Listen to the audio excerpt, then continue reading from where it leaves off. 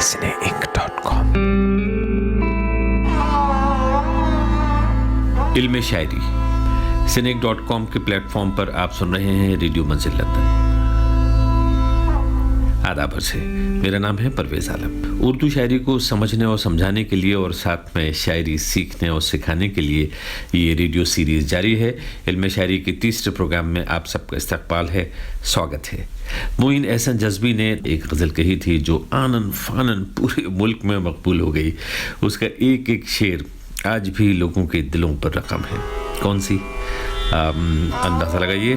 जी दुरुस्त फरमाया, यही शेफ अली फ्रॉस्ट के पास में।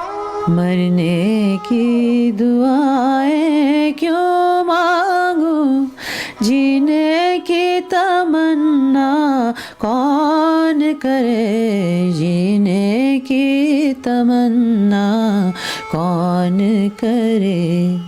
ये दुनिया हो या वो दुनिया, अब ख्वाहिश दुनिया कौन करे, अब ख्वाहिश दुनिया कौन करे।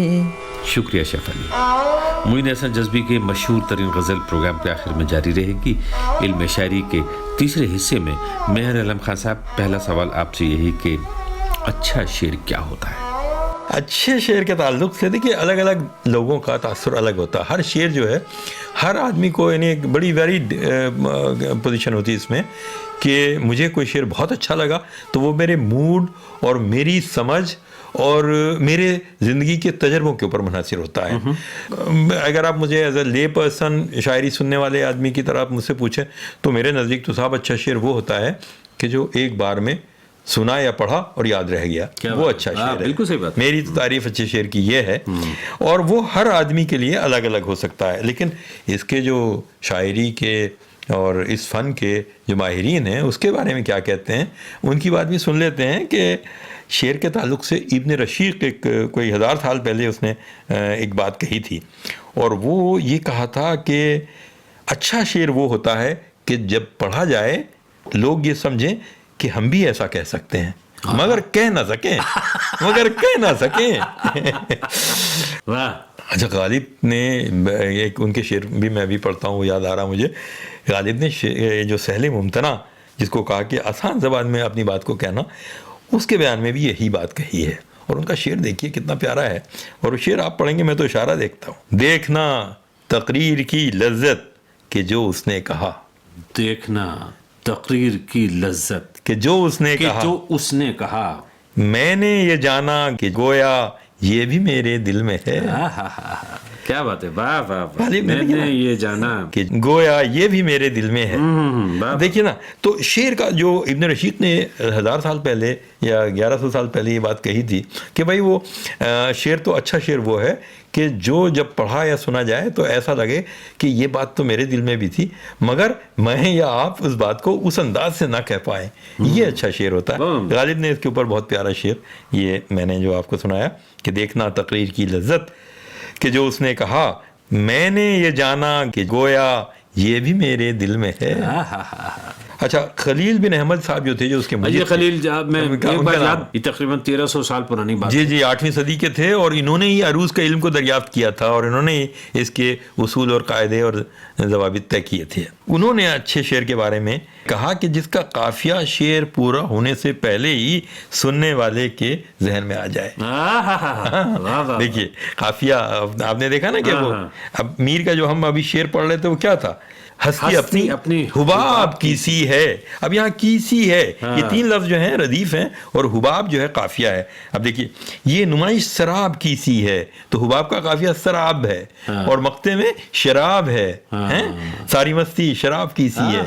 तो ये देखिए, खलील साहब ने, खलील बिन अहमद साहब जो उसके मुजिद थे अरूज के, उन्होंने अच्छे शेर की तारीफ में ये कहा था کہ جس کا قافیہ شعر پورا ہونے سے پہلے ہی سامع کے یا سننے والے کے ذہن میں آ جائے. خاصی حد تک اس بات کی وضاحت ہوئی کہ اچھا شعر کیا ہے، اور پھر جیسے آپ نے خود ہی کہا تھا بڑی دلچسپ بات کہ بھائی یہ آپ پہ منحصر ہے، آپ پہ نربھر ہے، آپ کی سوچ کیا ہے، آپ کی پسند کیا ہے. تو آپ کوئی ایک شعر پسند آتا ہے، کسی کو دوسرا شعر پسند آتا ہے، تو اس میں پوری اجازت ہے، اس حساب سے آپ طے کر سکتے ہیں. لیکن یہ کہ بنیادی طور پہ شاعری اور نثر میں کوئی نہ کوئی فرق تو ہے. بالکل ہے صاحب. تو یہ ذرا اس کی تھوڑی سی وضاحت کرتے ہیں کہ وہ کیا فرق ہے، جہاں کہیں نہ کہیں تو ہمیں کہتے ہیں نا ایک لکشمن ریکھا کھینچنی پڑتی ہے کہ بھائی یہ شاعری ہے اور یہ نثر ہے.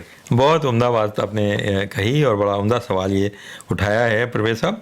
دیکھیے ابن خلدون کا ایک قول میں یہاں اپنی بات جو اس کے فنڈامنٹلز کی طرف آنے سے پہلے کہوں گا، یہ بہت اہم ہے کہ نثر ہو یا نظم، الفاظ ہی سب کچھ ہوتے ہیں. یعنی شبد ہیں جو سب کچھ ہیں، چاہے وہ نثر ہو یا نظم ہو، یعنی شعر ہو یا نثر ہو، گد ہو، پروز ہو. تو اس میں الفاظ کی بڑی اہمیت ہوتی ہے. الفاظ جو ہیں وہ بڑے پوٹینشیل ایک مطلب چیز ہے جس کے ذریعے شعر بنتا ہے، جس کے ذریعے نثر بنتی ہے. گد جیسے ہندی میں ہوتا ہے گد اور پد، پد مطلب پوئٹری اور گد مطلب پروز، یعنی نثر، یعنی نثر. تو اصل بات جو ہے اس کی جو عروض کی بنیاد ہے لفظوں کے لکھنے پر نہیں ہے، کیسے لفظ لکھے جاتے ہیں، بلکہ ان کی ادائیگی کیسے ہوتی ہے، کیسے ہم ان لفظوں کو بولتے ہیں، زبان سے کیسے ادا کرتے ہیں. وہ چیز جو ہوتی ہے اسی سے دراصل لے پیدا ہوتی ہے، آہنگ پیدا ہوتا ہے، جو عروض کی بنیاد ہے. یہ بات ہوئی سب. ایک فرانسیسی شاعر ہیں اور نقاد بھی ہیں، وہ بڑے اسکالر ہیں، ان کا نام ہے پال ویلیری. پال ویلیری کا ایک بڑا پیارا قول ہے کہ poetry is to prose as dancing is to walking. ہاں ذرا پھر سے کہیے جناب. یعنی شاعری یا شعر جو ہے وہ رقص ہے، ناچ ہے، اور نثر جو ہے چلنا ہے. بہت عمدہ. اب آئیے اس کی مثالیں میں آپ کو دیتا ہوں، اور پھر دیکھیے میر تقی میر کا یہ ایک شعر ذہن میں آ رہا ہے، سنیے کہ اے آہوان کعبہ، اے آہوان کعبہ نہ اینڈو حرم کے گرد. آہو کہتے ہیں ہرن کو، آہوان اس کی جمع ہے کہ کعبے کے ہرنوں ہیں، نہ اینڈو حرم کے گرد، یعنی کعبے کے آس پاس یہ جو اینڈ رہے ہو، پڑے رہے ہو، پڑے رہے ہو اور اینڈ رہے ہو، لڑک رہے ہو، ہاں لڑک رہے ہو، اس سے کوئی فائدہ نہیں. اور دوسرا مصرع ہے کھاؤ کسی کا تیر کسی کا شکار ہو. کیا بات ہے، بھائی کسی کا تیر کھاؤ، کیا مصرع ثانی ہے. ہاں کھاؤ کسی کا تیر کسی کا شکار ہو. اب دیکھیے اب اس کو نثر میں یہی بات، الفاظ بدلوں گا نہیں میں، آپ کو یہی بات نثر میں لکھتا ہوں. اے آہوان کعبہ حرم کے گرد نہ اینڈو، کسی کا تیر کھاؤ کسی کا شکار ہو. اور ایک دوسرا شعر اور میں مثال کے طور پہ پیش کرتا ہوں کہ یہ بھی میر کا شعر ہے کہ اب کے جنوں میں فاصلہ شاید نہ کچھ رہے. دیکھیے شعر دیکھیے، اور اس کی یعنی آپ دیکھیے کہ اب کے جنوں میں فاصلہ شاید نہ کچھ رہے، اور دامن کے چاک اور گریباں کے چاک میں، دامن کے چاک اور گریباں کے چاک میں. کیا بات ہے. تو یعنی اب دیکھیے اب اس کا میں نثر کرتا ہوں کہ شاید اب کے دامن اور گریباں کے چاک میں فاصلہ کچھ نہ رہے. اب یہ نظر ہو گئی. اب دیکھیے الفاظ وہی ہیں، یہ وہ والی بات ہے، یہ پروزوئی یہ وہ والی بات ہے. یہ آل انڈیا ریڈیو ہے جی. اب آپ پرویز عالم سے خبریں سنیے. اب اس کو شعر سمجھ لیے، نثر جی جی جی. لیکن یہ کہ یہ جو فرق رہے گا پروز کا. تو آپ نے یہ دیکھا کہ شعر اور نثر میں زبان کا اسلوب جو ہے، زبان کا اسٹائل، زبان کو برتنے کا طریقہ بدل جاتا ہے. عروض کے تعلق سے کچھ بنیادی باتیں کیا ہیں؟ بالکل یہ ہے سوال. دیکھیے اب تک پرویز صاحب ہم نے یہ بات کی کہ دراصل شاعری کے ریاضی کو عروض کہتے ہیں. یعنی عروض جو ہے اس علم کا نام ہے جو شاعری کا میتھمیٹکس ہے، اور جس کے طے شدہ قانون ہیں، اس کے اسٹینڈرڈز ہیں، معیارات ہیں، اور اس پر ہم کسی کلام یا شعر کو جانچتے اور پرکھتے ہیں. یہ بات ہم نے اپنی ابتدائی گفتگو میں بھی کی، اور یہ اس کا حوالہ بار بار آیا. بہت اچھا ہوا آپ نے اس کو ٹھیک ہے. اب یہ کلام موضوع ہے یا غیر موضوع، اس کا مطلب کیا ہے کہ اس کا مطلب یہ ہے کہ یہ اس کا وزن درست ہے اور اس کی بحر صحیح ہے یا نہیں ہے. اگر کلام موضوع ہے تو اس کا وزن اور بحر بھی درست ہونی چاہیے. اور کلام مقفع ہے یعنی اس میں کوئی قافیہ بھی ہے تو وہ کلام شعر کے زمرے میں آئے گا. قافیے کا ہم نے ذکر کیا، قافیے میں ہم نے ذکر کیا کہ بھئی قافیہ کیا چیز ہوتا ہے. ردیف سے دل ناداں تجھے ہوا کیا ہے، آخر اس درد کی دوا کیا ہے. اب دوا اور ہوا یہ جو ہیں یہ قافیے ہیں، اور کیا ہے جو ہے اس میں ردیف ہے. جی. ہماری گفتگو میں شعر کے تعلق سے دو لفظ استعمال ہوئے، بحر اور وزن. اور عروض کے مجید جو تھے، پھر خلیل صاحب کا ذکر آ رہا ہے کہ خلیل بن احمد بصری کے حوالے سے کہا گیا تھا کہ اس نے 15 بحریں ایجاد کی. اس کے بعد ایرانیوں نے 4 بحروں کا اور اضافہ کیا، اور اس طریقے سے 19 سالم بہریں. اب یہ دیکھیے 19 سالم بہریں ہیں, ان میں اگر رد و بدل کی جائے جس کو ہم بعد میں ٹچ کریں گے زحاف کے چیپٹر میں, تو اس سے اور بہریں نکلتی ہیں, اور ان کی تعداد 19 نہیں, 19 20 25 نہیں, بلکہ 100 150 200 تک. دیکھیے کوئی نئی بہر پیدا کی جا سکتی ہے, یہ ممکن ہے, لیکن ابھی رائج نہیں ہے. لیکن جو اصول جو ہم نے بنایا, جب ہم ان کا ذکر کریں گے تو اس سے آپ کو لگے گا کہ امکانات, پاسبلٹیز اس کی نظر آئیں گی کہ نئی بہریں بھی ایجاد ہو سکتی ہیں. تو اس طرح سے جو آپ نے بات کہی کہ یوں تو بنیادی طور پہ 19 بہریں ہیں, لیکن یہ کہ ایک بڑی تعداد میں بہریں نکل سکتی ہیں. اس کو زحاف کہیں گے. زحاف کہتے ہیں تبدیلی کرنا, کاٹ چھانٹ کرنا کسی بہر میں, کسی اس کے رکن میں. جیسے میں نے مفاعلون کہا تھا, اس میں اگر میم نکال دیں تو وہ فاعلون رہ جاتا, اور یہ نکال دیں تو فاعلون رہ جاتا. تو امپرووائزیشن کہہ سکتے ہیں اس کو. ہاں جی, اس کو ہم قطر موت یا اس کو کاٹ چھانٹ کر کے جو نئے آہنگ پیدا ہوتے ہیں ان کو ہم اس کے حساب سے وہ تعداد جو بہر ہیں ان کی تعداد اور بہت زیادہ بڑھ جائے, سینکڑوں میں ہو سکتی ہے. جی. ٹھیک ہے. اب اس میں دیکھیے عروض کے تعلق سے پھر ایک بات میں یہ کہتا ہوں کہ بنیادی نقطہ یہ ہے جو ہمیشہ یاد رکھنا چاہیے کہ لکھا ہوا لفظ جو ہوتا ہے, جسے ہم مکتوبی کہتے ہیں, کتابت کیا ہوا, لکھا ہوا لفظ مکتوبی جو ہے وہ اہم نہیں ہے, بلکہ کیسے وہ بولا جا رہا ہے, کیسے اس کا تلفظ کیا جا رہا ہے, یہ جس کو ہم کہتے ہیں لفظ ملفوظی اہم ہے, اور وہی معتبر ہے. اب یہ مسئلہ ہندی زبان میں شاید کم آئے, لیکن اردو میں ہے یا فارسی میں ہے. لفظ کسی طرح لکھے جاتے ہیں, مثلا جیسے ہم نے بالکل ایک لفظ ہے بے الف لام کاف لام, یہ اس کی ہجے ہوتی ہے, لیکن یہ بالکل پڑھا جانا چاہیے, لیکن پڑھا جاتا بالکل. ٹھیک ہے. اب مسئلہ نہیں, جیسے میں نے ایک لفظ کہا تو میم سے لام الف اور اس کے اوپر 2 زبر, اب اس میں نون تو کہیں بھی نہیں ہے, لیکن ہم اس کو مثلاً پڑھتے ہیں, یا مثلاً اس کی ادائیگی ہوتی ہے. اس طرح اور بھی لفظ ہیں جو اس طرح کے اس میں آتے ہیں. عبداللہ ایک لفظ ہے, اب نام ہے, تو ہم لکھتے کیسے ہیں, علی عین بے دال ایک ساتھ, پھر الف آ جاتا بھی اس میں, اور لام اور ہے اور اس پہ وہ, تو عبداللہ, لیکن پڑھا جائے گا کیسے, عبداللہ, الف کسی آواز آتی ہے. جی. تو یہ اس کی کیا ریلیونس ہے یہاں پہ؟ زیادہ تر الفاظ زبان میں, مطلب ہماری زبان میں, ہندوستانی زبان میں, اردو میں خاص طور سے ایسے ہیں جو مکتوبی بھی ہیں, جو جیسے لکھے جاتے ہیں ویسے پڑھے بھی جاتے ہیں, ویسے ادا بھی کیے جاتے ہیں, زبان سے بولے بھی جاتے ہیں. تو ان کو ہم کہتے ہیں مکتوبی ملفوظی, یعنی جیسا لکھا گیا ویسا اس کو پڑھا گیا یا بولا گیا. جیسے اب کچھ لفظ ہیں دل, وطن, چمن, صبا, شہر, بحر, یہ ایسے الفاظ ہیں جیسے لکھے گئے ہیں. پرویز, مہر, یہ ایسے الفاظ ہیں جیسے لکھے جا رہے ہیں ویسے بولے جا رہے ہیں. تو یہاں تو کوئی دقت نہیں ہے, اور دقت جہاں پہ آتی ہے وہ میں نے بالکل اور مثلاً کے حوالے سے آپ کو بتایا. اور خاص طور پہ اردو میں یہ معاملہ ذرا الجھا رہتا ہے کہ ہندی میں تو خاصی حد تک یہ بات آسان ہوتی ہے کہ جو آپ دیکھ رہے ہیں وہی پڑھتے ہیں, لیکن یہ کہ اردو میں زیر زبر نہ ہو اور پیش نہ ہو, تشدید نہ ہو, بالکل بالکل, اور تو پھر اس کے بعد میں مشکل ہو جاتا ہے معاملہ. نہیں, وہ پریکٹس سے اگر آپ پڑھتے رہتے ہیں اردو کے, تو آپ کو جب لفظوں سے تعارف ہو جاتا نا, اب چاند کو اب آپ اس پہ چیپے آپ زبر لگائیں یا نہ لگائیں, لیکن چاند ہی پڑھیں گے. نہیں, وہ تو خیر آپ نے چاند میں الف لگا رکھا ہے تو آپ کہیں جا ہی نہیں سکتے. آپ کی مثال سے میں پوری طرح سے اتفاق نہیں کرتا. خیر, تو ایسی اب دیکھیے کچھ اور لفظ, جیسے اب چاند کا ہی ذکر آیا, تو کچھ ایسے لفظ ہوتے ہیں جیسے چاند ہے.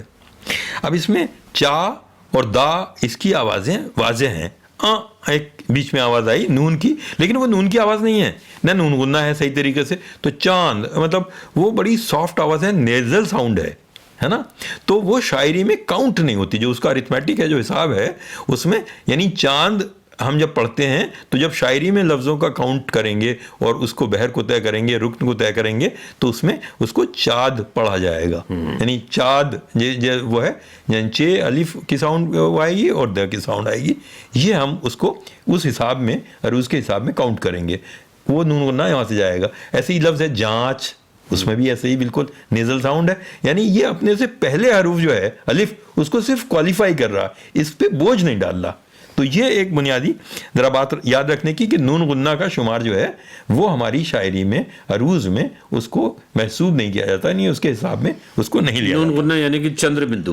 ہاں, چندر بندو, بالکل صحیح بات ہے. شکریہ. تو مہر علم خان صاحب شکریہ.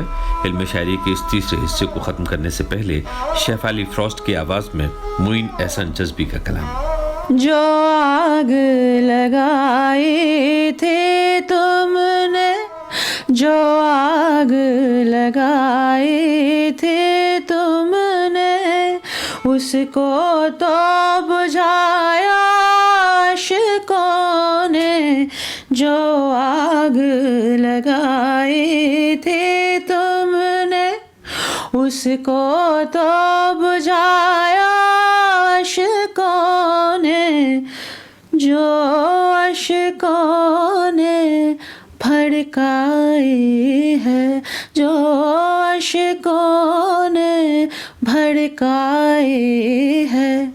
اس آگ کو ٹھنڈا کون کرے جو عاشقوں نے بھڑکائے ہے، اس آگ کو ٹھنڈا کون کرے، اس آگ کو ٹھنڈا کون کرے۔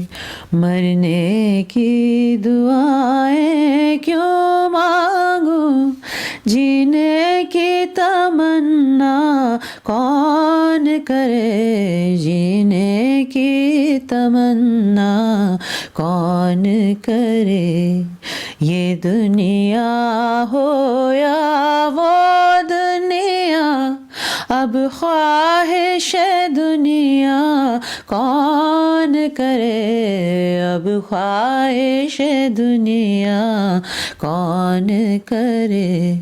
مرنے کی دعائیں کیوں مانگوں، جب کشتی ثابت و سالم تھی، ساحل کی تمنا کس کو تھی، جب کشتی ثابت و سالم تھی، ساحل کی تمنا کس کو تھی۔